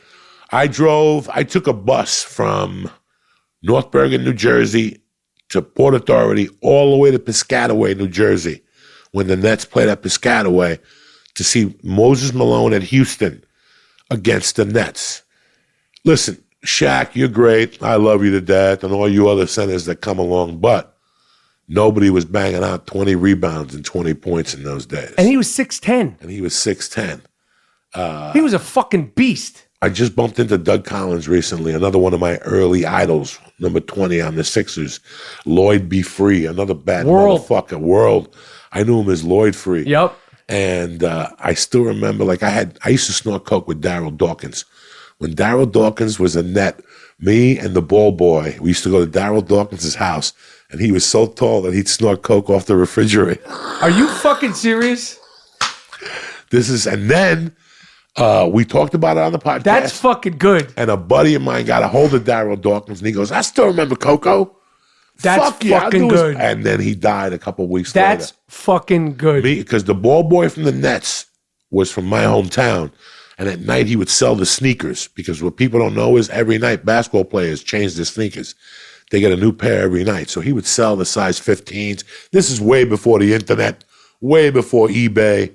So the other thing he did was sell coke to some of the players. And one of the coke he sold, one of the players was Darryl Dawkins. That's crazy. He had a Rolls Royce with a 14-karat gold dashboard at his height of his career. He was the sweetest guy in the world. And then my buddies hooked the Giants up. With the booger sugar? By 87, it was an Irish bar, and it was filled with Giants at night. Leonard Marshall, all those guys. And I remember Mr. Sharples walked in one morning after church, and he saw 19 black guys in his bar, and he called Tommy Sharples over, and he goes, come here. What's this? He goes, the Giants. He goes, Giants, Schmiants, get these niggas out of my bar. That's fucking crazy. That's crazy. We'll end on that. That's Jersey shit. Joey Coco Diaz. Listen, the next time I see you, I'm coming on your podcast. Yeah, we'll take a couple of weeks. We'll give it some time. And I can't do what you were doing with the fucking rapper Danny Brown and all that shit. I'm a light fucking weight. I'll get wacky. I'll get fucking wacky. Yeah, no, we won't take you to the murky. But not too wacky. I might have to Uber out there. I'm done with the edibles, and I'll Uber you back. I got my own personal Uber driver. He's Armenian. You call him up, he comes over, then he presses in the address for you. You know what I'm saying? Coco. If you don't have an Armenian as a friend, you have nothing. Especially in L.A. And especially in L.A. Joey Coco Diaz, I Am Rapaport Stereo Podcast. Thank you, brother. Love you. Love you, too. Thank you, too, little brother. I told you it was good. You guys wanted it. We gave it to you. I want to thank my man, Joey Diaz. Coco, thank you for rocking with me on the I Am Rapaport Stereo Podcast. I cannot wait to come through and do the church of what's happening now. I think me, you, and Nick Turturro need to do it together. I appreciate you rocking with me. I Am Rapaport Stereo Podcast, the Jake LaMotta of podcasting. We never go down. We won't stop. I Am Rapaport Stereo Podcast, in here with the 3-time co-host of the year, G Moody, whose last name rhymes with Duty. Miles, Jordan, take us out. We don't need any more words. Take us out of here with something real nice, something real proper, one of those G Moody beats. Done. Yeah.